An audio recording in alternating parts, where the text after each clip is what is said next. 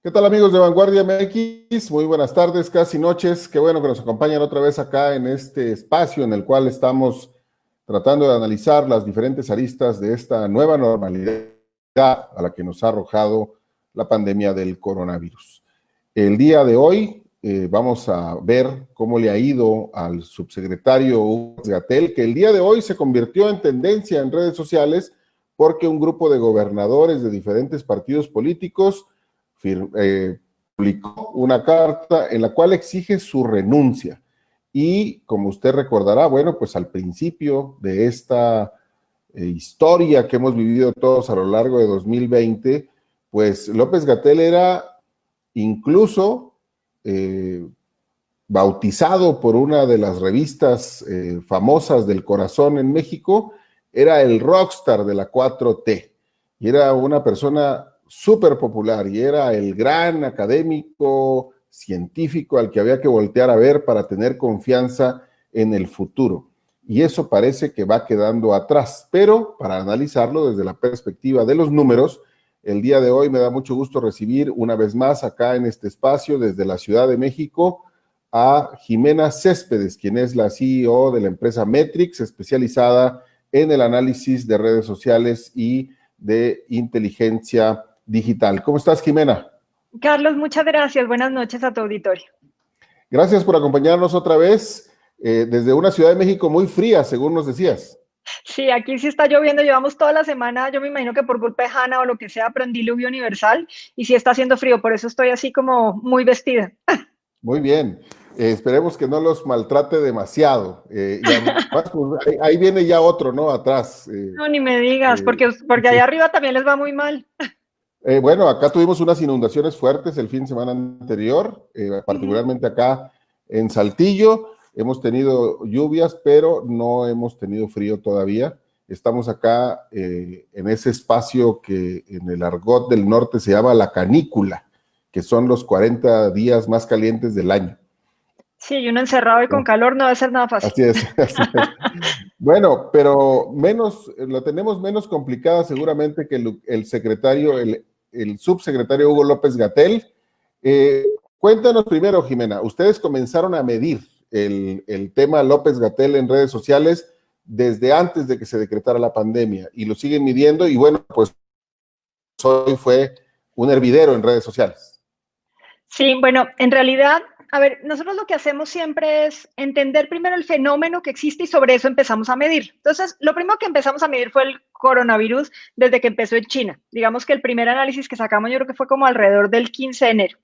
De ahí, digamos que en los análisis, cada vez que entraba un personaje nuevo, una muerte nueva o algo, pues le íbamos metiendo como al sistema la información.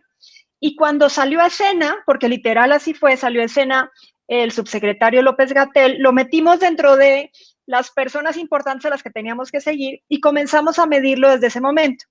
Y entonces tenemos medido desde que salió, que fue el 29 de febrero, fue su primera aparición en la nocturna, hasta la fecha. ¿Ya? Y todos los días los hemos venido siguiendo. Solamente que como que no habíamos hecho un análisis específicamente de él, porque como que no era, o sea, era muy relevante, hasta las revistas del corazón hablaban de él, pero no había sido ni atacado ni defendido tanto como pasó con las últimas semanas. Entonces, lo que generamos con este análisis fue, lo dividimos en tres. Lo dividimos antes de que la OMS decretara la pandemia, que eso fue el 11 de marzo. Digamos que si uno quisiera saber cuándo empezó realmente a hablarse en México, se habló desde el día en que decretaron la pandemia el 11 de marzo. Antes de eso, el presidente como que lo veía muy lejano, la gente lo veía muy lejano, como que éramos ajenos al problema. El día en que lo decretaron, pues nos tocó como saber que efectivamente iba a llegar a México y el 16 fue cuando el secretario de Educación Pública mandó a los niños al colegio a partir del 23. Entonces, digamos que ese fue como el inicio, digamos que fue el 11. Entonces, del 29 de febrero al 11 de marzo. De ahí, el tema en donde supuestamente estábamos encerrados, que fue del 11 de marzo al 30 de mayo. Y del 1 de junio a la fecha, que ahí sí fue el presidente el que nos decretó la nueva normalidad. Entonces, en esas tres etapas, medimos las inflexiones, o sea, cómo le fue hacia arriba o hacia abajo, positivo o negativamente al secretario. Lo primero que encontramos es que al comienzo nadie lo conocía. O sea, yo creo que la primera vez que lo pusieron ahí en la nocturna, nadie sabía ni quién era ni de dónde había llegado. Lo primero que hace la gente en un caso de esos es que se va a Google y lo busca. Entonces, la cantidad de mensajes eran muy pocos. Tenía igual positivos de negativos porque la gente entre que no lo conocía, entre que lo atacaba pero sin saber por qué, la gente lo que estaba más preocupada que cualquier otra cosa era que no hubiera camas. Digamos que esa era la preocupación más grande y que no hubiera suficientes alimentos. Esos eran los dos temas que tenía la gente y que eran los temores principales. Cuando decretan la pandemia y lo que hace el presidente, porque al final eso fue lo que hizo y lo hemos visto en otros casos, esto de aquí no es nuevo, pone a una persona que él llama experta, en este caso puso al subsecretario como el científico y así no lo vendió, lo pone en la nocturna todos los días y durante ese tiempo, la primera etapa de marzo a mitad de mayo aproximadamente, todos fueron ganar para el subsecretario. Positivos como ninguna persona del gobierno los tenía. Adicionalmente era el rockstar, como tú bien dijiste. Había muchos hashtags en donde decía López Gatell, creemos en ti, López Gatell te queremos, México está con López Gatell. O sea, había muchísima información relacionada con eso. A mitad de mayo se modifica algo y fue porque el gobierno en Estados Unidos salió una nota en el New York Times en donde decía que las cifras no cuadraban con lo que ellos tenían identificados. Y en ese momento como que cambia un poco, aunque no se mueven los positivos, o sea, la gente sí sigue creyendo en López Gatell, comienza a subir un poco los negativos. Y la gente como que comienza a dudar un poco de las cifras que le presentaban.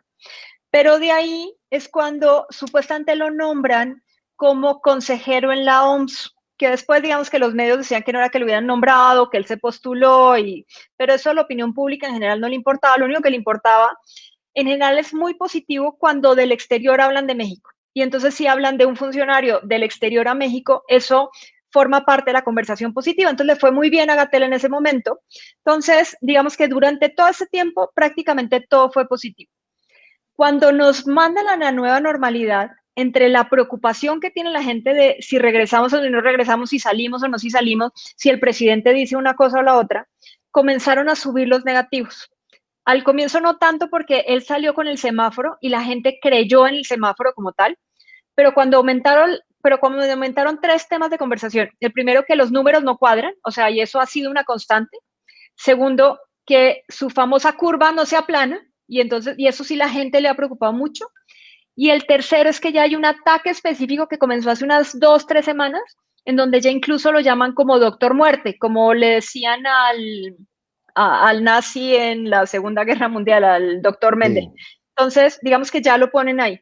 Entonces, esos 3 temas le comenzaron a afectar, pero hay un tema que todavía le favorece, que es el del veneno. Cuando él comenzó a decir que parte del problema de por qué teníamos tantos muertos es culpa del refresco, de la comida y del tabaco. Esos 3 temas que él lo ha venido posicionando desde hace unas 3 semanas aproximadamente, eso todavía lo jala como positivo. Digamos que ese es como el contexto general. Ya, y aquí, Jimena, hay que aclararle a nuestro público que cuando tú nos dices estos temas le favorecieron, estos temas le perjudicaron, no se trata de un análisis personal tuyo, sino de la lectura de los números, de lo que la gente conversa en redes sociales.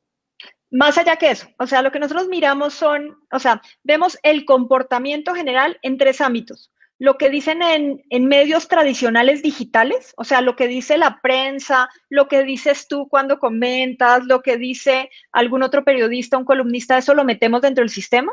Lo que dicen efectivamente las redes sociales, o sea, en general principalmente Twitter y Facebook, y lo que dicen los grupos de Facebook principalmente, porque ahora cada vez más hay gente que no se atreve a hablar en su página pública o en Twitter porque dicen que eso es como el muro de los lamentos, que cuando dicen algo todo el mundo se le va encima, pero sí son capaces de decirlo en un grupo de Facebook. Entonces digamos que eso es como el universo que nosotros medimos y efectivamente lo medimos por el comportamiento, lo que dice la gente y lo que no dice también, porque también es muy importante cuando la gente no se mete o cuando un político, por ejemplo, no dice de algo, eso también lo estamos analizando.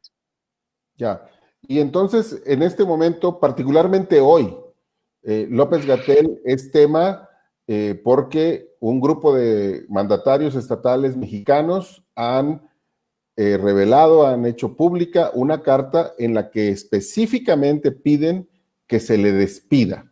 porque lo acusan de ser él el artífice de pues un mal manejo de la pandemia, y eso explotó hoy en el ciberespacio. Es correcto, o sea, yo creo que, o sea, habíamos planeado hablar sobre el tema desde hace algunos días, pero hoy, o sea, yo no sé si era que se pusieron de acuerdo con nosotros o nosotros con ellos, pero a mediodía comenzó a subir, de pronto vimos una nota, o sea, porque tenemos el monitoreo, y de pronto llega una nota en donde dice que 10 gobernadores habían firmado una carta pidiendo la renuncia de López-Gatell. A los 10 minutos, entre la primera nota y la tendencia de Twitter pasaron 10 minutos. Eso significa que sí levantó como pólvora. Es raro que en Twitter, ¿qué funciona para que sea una tendencia? O cuando es un desastre natural o la típica que sismo, eso siempre sube en 10 minutos. Pero esta vez sí, la gente sí está muy, digamos que cada vez más está más pendiente de López-Gatell, más que del coronavirus. Y entonces subió a tendencia, lo primero que subió fue Hugo López-Gatell, porque los medios tradicionales lo primero que hicieron fue retomar la carta y vamos a dar más información en la siguiente, o sea, como generalmente pasa con una nota de esas. Después subió tendencia a gobernadores, después subió López-Gatell, pero subió una tendencia positiva a favor de López-Gatell, que ahorita les voy a decir que se llama Gatell Orgullo Mexicano. Entre las tres tendencias principales y esta tendencia, la diferencia es que esta la subieron los medios tradicionales, pero la sube Twitter independientemente por el hecho de el número de repeticiones de personas que ponían dentro de su post de Twitter, o sea, dentro del mensaje, Hugo López-Gatell o López-Gatell. Entonces, a punta de repeticiones, Twitter lo agarra y lo sube como tendencia. Pero ya la de Gatell Orgullo Mexicano, sí fue una operación, o sea, no significa que haya solamente bots y trolls, pero sí generalmente lo sube alguien que llamamos inorgánicamente, se pone de acuerdo en el hashtag y van medida de repeticiones, lo suben. Entonces, ese fue a favor de López-Gatell. Los demás, en principio, lo que hicieron fue retomar precisamente la información relacionada con los gobernadores. Ya, tenemos unas gráficas para ver de manera pues visual, para apreciar de manera visual lo que ha pasado con Hugo López-Gatell, y que es este análisis que ustedes han hecho en Metrics y que ya nos platicaste un poco, que tiene que ver con la medición desde que comenzó el problema del coronavirus en nuestro país, desde que llegó hasta el día de hoy. ¿Qué vemos en la pantalla?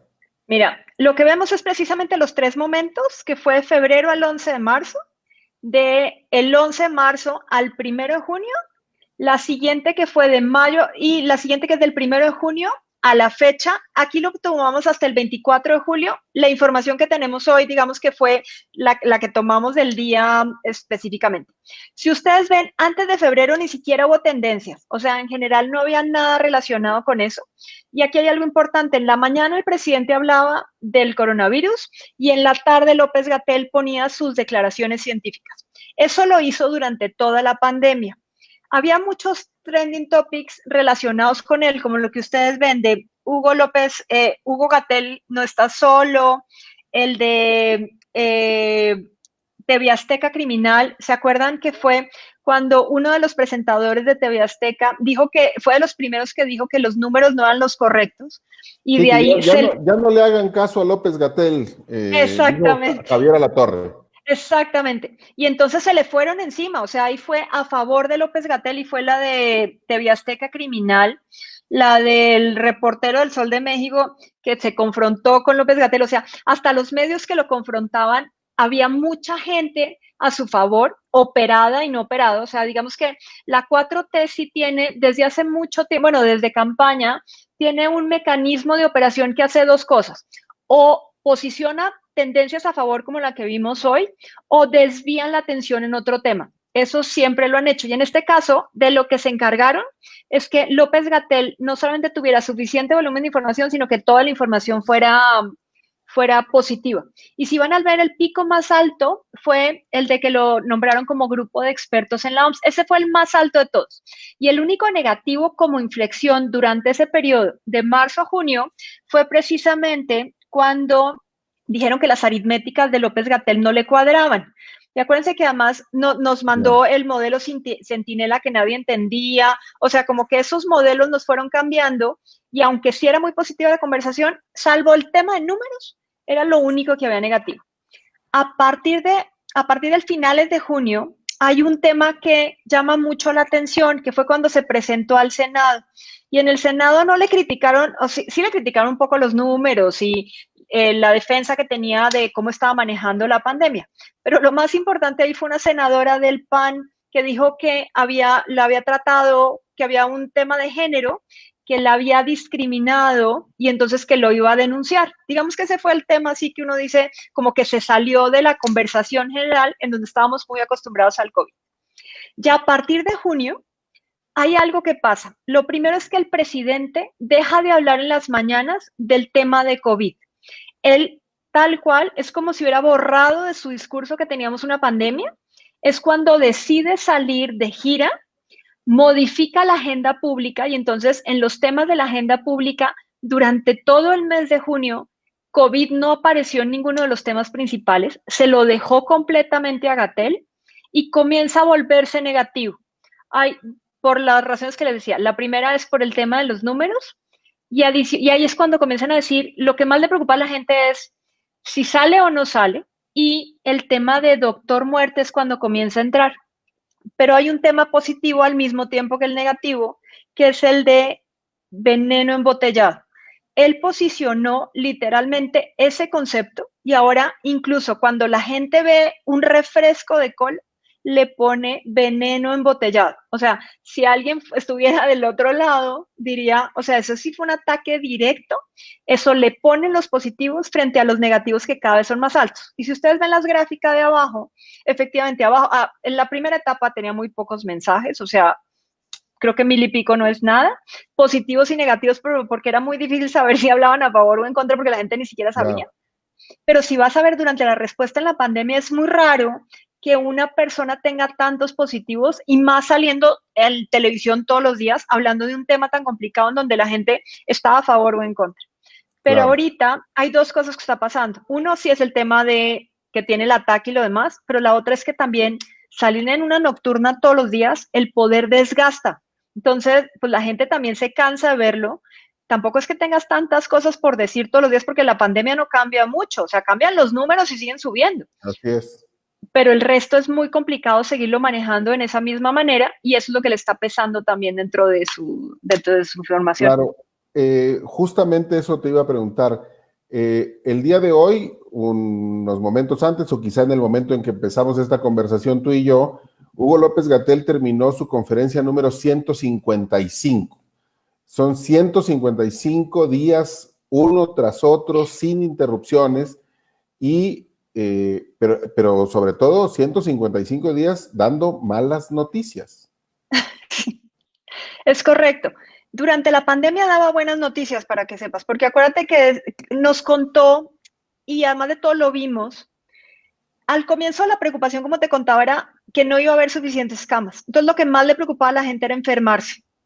Durante la pandemia, sí, el hecho que saliera Marcelo Ebrard algunas, o sea, prácticamente Marcelo Ebrard fue el que le dio el espaldarazo, porque fue el que salió diciendo que habían comprado insumos en China, los aviones que venían, sentó a López Gatell al lado, o sea, él fue el que le dio como esas ínfulas de que era nuestro científico que nos iba a salvar, o sea, si lo fuéramos a ver de ese lado.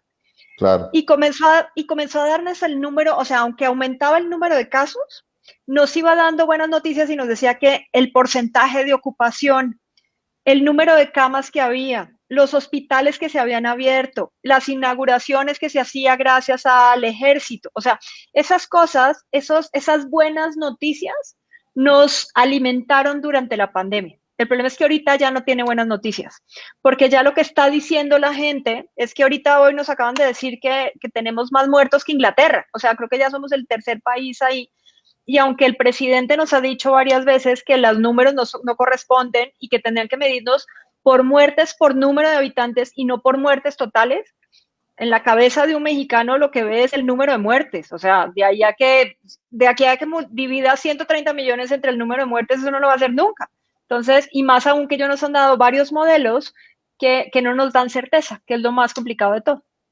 Ya, y bueno, esta es una de esas cosas que han pasado durante esta administración que da para comparar. A ver, López Gatell lleva 155 conferencias, pero López Obrador lleva muchísimas más. ¿Por qué el desgaste no parece similar? A las 155 conferencias, a López Obrador no se le había desgastado el modelo, pero para nada. Sí, sí se le ha desgastado. O sea, lo hemos visto en la medición igual a la que hemos hecho de López Gatell. Nosotros tenemos una medición desde hace ya más de año y medio. Y él tuvo un fenómeno similar.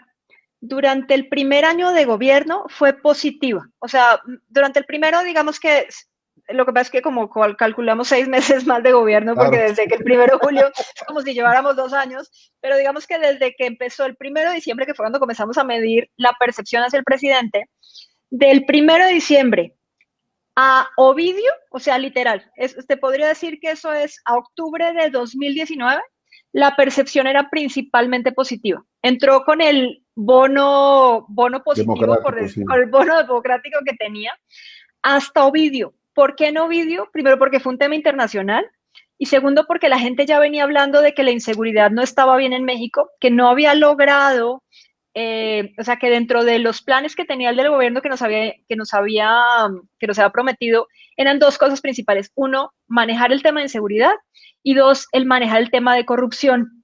Y entonces cuando sale lo de Ovidio, o sea, nos enfrentamos a las dos cosas. Que hay un tema de corrupción adentro, o sea, porque ¿por qué lo soltaron? Y adicionalmente un tema de inseguridad de por qué hay tal cantidad de armas allá afuera y el gobierno no puede hacer nada. Ahí se disparó el tema negativo. No, no fue un cambio completo, pero sí fue el principal pico que hubo. De ahí comenzó en caída libre el presidente. Digamos que sí tiene algunos positivos, tiene algunos negativos. La visita de Trump, por ejemplo, fue súper positiva. La gente, yo no sé si le reconocía que no había hecho el mañanero y entonces por eso era tan positiva, o que Claro. efectivamente había seguido todos los lineamientos en el tema de Trump, que también por eso había sido tan positiva. Pero de ahí, de Ovidio, el siguiente pico más alto fue el de la BOA. O sea, si pusiéramos en perspectiva.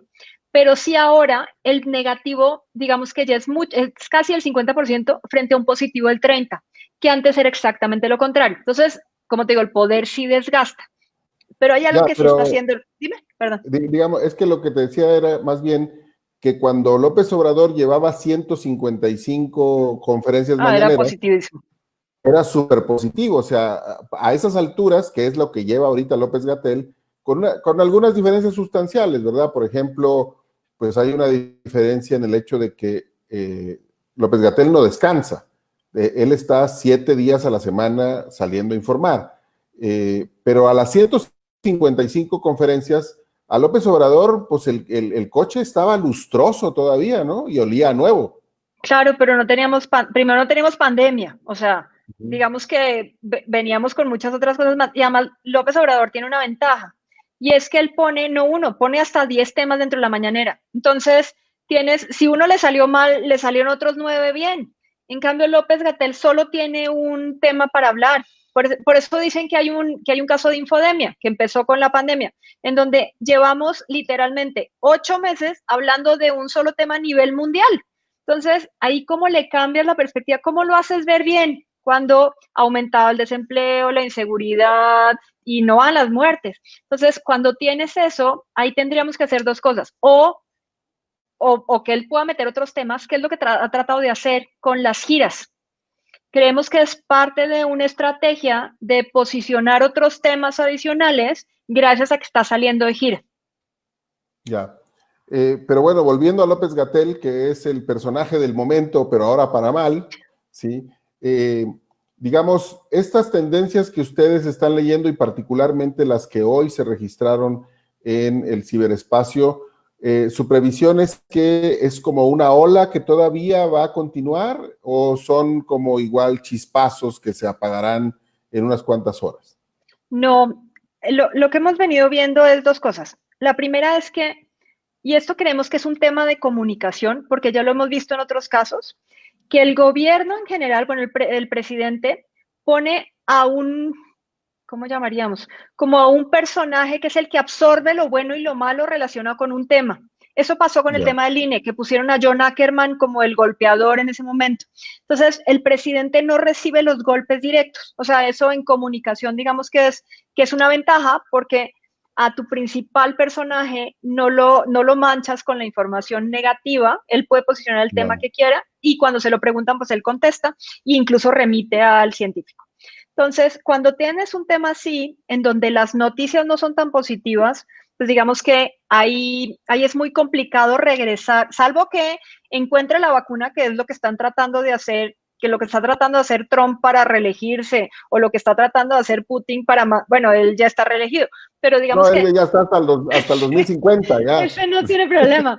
Sí, ese más bien es un tema de poder universal, pero digamos que salvo en esos casos, salvo que encuentres de verdad una vacuna o que encuentres la medicina específicamente para eso, salvo una buena noticia así, ya la ola viene en caída libre porque en la curva no se le aplana, o si se le aplana la curva.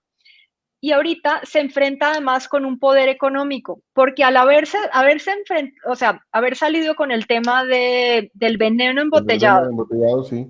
pues entonces ya se echó también a los empresarios encima, o sea, porque además lo que le está diciendo la gente en general es estás buscando un culpable. Entonces, tienes que no está funcionando la estrategia. Ya tienes a los gobernadores en contra, o sea, porque antes, digamos que las redes sociales sí decían que renunciara y varias veces, o sea, se repetía el hashtag. Pero hoy que ya salgan 10 gobernadores a decir que renuncie, ya de ahí ya se va a agarrar cualquiera que esté en contra de López-Gatell o cualquiera que se le muera un familiar y diga quién le echó la culpa. Y la única persona que ahorita vemos que es pública es López-Gatell. Ya, en la medición, en el análisis que ustedes han realizado, ¿tiene algún espacio importante o figura el hecho de que López-Gatell haya migrado su discurso de ser estrictamente técnico y de hablar de cosas técnicas, que eso se le celebraba mucho, que era alguien que explicaba con manzanitas para que todos entendiéramos, ahora tener un discurso que pues es eminentemente político? Sí, hicimos una medición, digamos que en paralelo, nosotros hacemos medición de infodemia. Te voy a explicar un poco al auditorio qué significa esto. Lo que encontramos es que la infodemia, digamos que es un aumento de conversación, o sea, o un aumento de volumen de información tan grande que la gente no alcanza primero a procesarla y que además no viene calificada ni clasificada. Y lo que nosotros encontramos es que hay un patrón de comportamiento en la forma en la que se genera esa información y lo metimos como en 4 cuadrantes. Está la información que es científica, en donde tiene muy bajo alcance y muy baja penetración e impacto porque la gente le entiende muy poco. Cuando tú le hablas en el modelo Centinela, que era parte del tema científico, la gente no le entendía nada, pero digamos que decía, por lo menos hay un científico hablando. De ahí se va al área técnica, que ya es, efectivamente sigue siendo números, sigue siendo documentación, pero ya es de mucho más alto impacto. Generalmente las empresas cuando hablan de sus productos están ahí. Tú cuando hablas de los temas técnicos están ahí, o sea, en donde porque tienes el soporte y digamos que tiene alto impacto lo que dices. Los políticos en general, y qué es lo que le está pasando a Gatell, son más conspiradores. No usan tanto los datos duros, son de muy alto impacto y lo que hacen es que conectan con la gente porque le hablan de corrupción, le hablan de inseguridad, le hablan de los miedos y están ahí.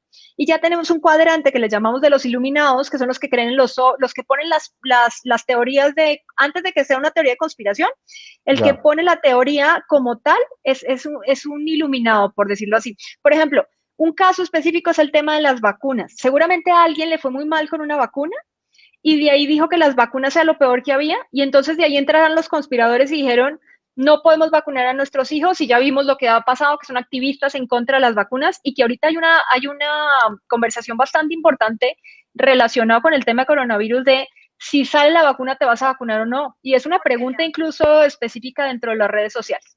Entonces, lo que pasó con López-Gatell es que efectivamente empezó en el cuadrante científico, la gente no le entendía, pero le creía porque hablaba científico. De ahí se fue al técnico, que fue cuando comenzó a hablarnos de las manzanitas, y entonces todos más o menos lo entendíamos de acuerdo con lo que nos comentaba. Pero se pasó al conspirador, ni más ni menos. Cuando ya se metió con el veneno embotellado, cuando ya comenzó a hacer giras, cuando comenzó a meterse, digamos, con un político, con otro, cuando dijo que ya no renunciaba, Entonces ya está en este cuadrante. Entonces la gente comienza a creerle menos y le comienza a creer menos al sector salud en general porque él representa al sector salud.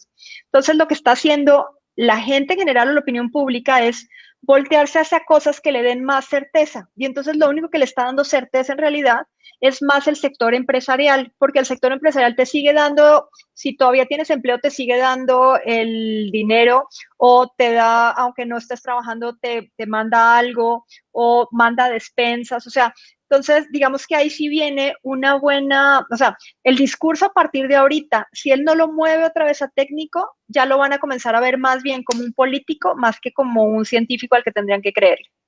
Claro, y en algún momento también en esta parte de aquella portada que no fue, donde era el rockstar de la 4T, incluso se le empezaba a candidatear, ¿no? Ya se le veía como alguien que podía saltar a la palestra política con todo este impulso positivo, ¿no? De su exposición pública. Pero pareciera pues entonces, según lo que tú nos dices, que o ocurre el asunto de que aparezca la vacuna, o se aplana la curva, o se regresa al lenguaje técnico, o va a seguir declinando. Sí, sobre todo que la opinión pública informada es la que lo está criticando. La opinión pública en general, a ver, tenemos los que son anti 4T, por decir así, y los que están a favor de la 4T. Y esos son dos núcleos muy bien identificados dentro de los medios digitales. Y digamos que esos no van a cambiar su posición. La opinión pública en general solamente se mete a la discusión si se siente afectada en su status quo. Entonces, digamos que lo que comenzó a pasar con López-Gatell es que la opinión pública sí hablaba a favor de él porque creían en él, o sea, en su discurso, en la forma en la que decía, entonces estaba a favor de él. Ahorita, desde junio, los primeros que empezaron a atacarlos fue los radicales del lado anti-4T. Esos son los primeros. Pero como no cambió, o sea, pero como él cambió el discurso, en vez de hablar, seguirle hablando a esa opinión pública, le comenzó a hablar a ese segmento anti y a cambiar y a posicionar nuevos temas que incluso hacían que se volvieran más radicales los antis, se comenzó a mover se comenzó a mover digamos que el segmento y ya opinión pública informada es la que está hablando. La opinión pública en general todavía no. O sea, la gente Claro. está más preocupada por ejemplo, en temas de hambre, que ha subido en la discusión, en temas de desempleo. Esos han sido como los temas en los que están. Pero opinión pública informada que no son radicales son los que comenzaron a hablar en contra de López-Gatell en los temas en los que hemos venido hablando. De ahí a que se mueva opinión pública generalizada hay muy poco espacio. Ya.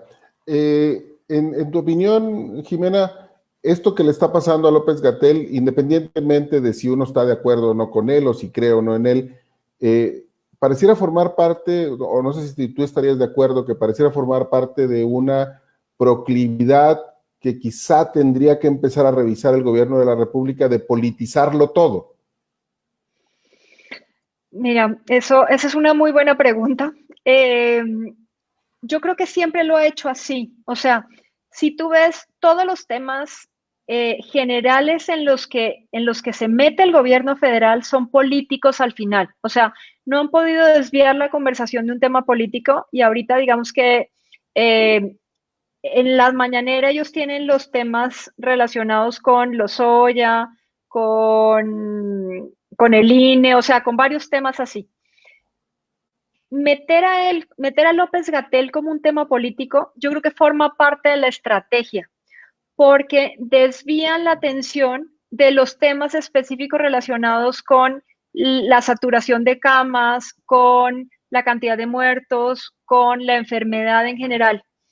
Y están dejando, que yo creo que es parte de por qué los gobernadores sacaron esa carta, lo que están haciendo es, así como le están echando la culpa al veneno embotellado y a la comida, le dejaron la responsabilidad de los semáforos a los gobernadores, que hemos visto que ha sido parte del tema, que ya entonces ya no lo dicen una semana, sino la semana siguiente.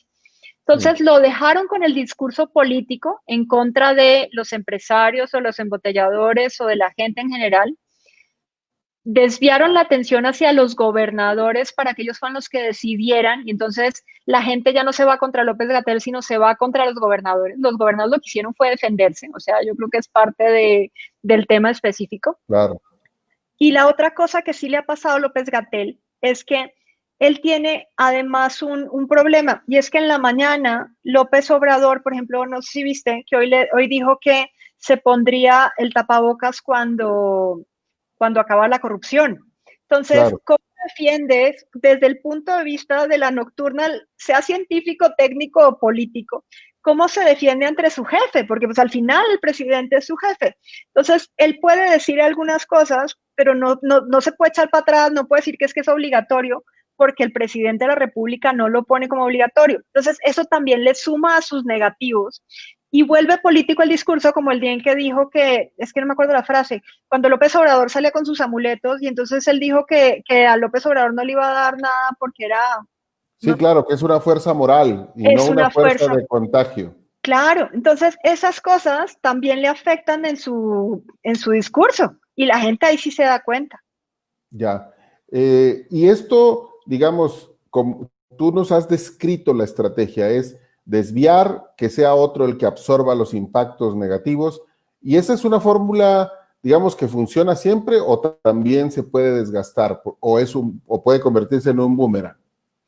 Miren, el tema del INE con John Ackerman sí le fue muy mal a John Ackerman y sí le afectó al gobierno y al presidente en el tema que yo te decía de corrupción, de que no ha podido manejar la corrupción, y John Ackerman, digamos que fue como un eslabón en donde si lo defienden se relaciona con corrupción por la esposa que tiene. Entonces, Claro. no siempre le funciona en cualquier caso. Y, por ejemplo, el tema de los ollas, si nos fuéramos a algo así que uno dice, es que es el símbolo más grande que hay de la corrupción del sexenio anterior, no le ha funcionado tanto al gobierno. En general, lo que está diciendo las redes es que esto es para desviar la atención de los temas importantes que tenemos en el Claro. país. Entonces, Y no no le necesariamente funciona, funciona. y no le funciona pues porque no está en la cárcel Lozoya, ¿no? Sino en una suite de un hospital. Bueno, además, o sea, si tenemos además que sumarle eso, pero en general, desde la misma estrategia, la gente no está de acuerdo con eso. Ya. Bien, pues Marisa, te agradezco muchísimo que hayas hecho un espacio para estar con nosotros el día de hoy y cerrar esta semana. Además, con tan buena suerte, pues que nos tocó un trending topic hoy para hablar de este tema. No, gracias a ti, Carlos, y gracias a tu auditorio.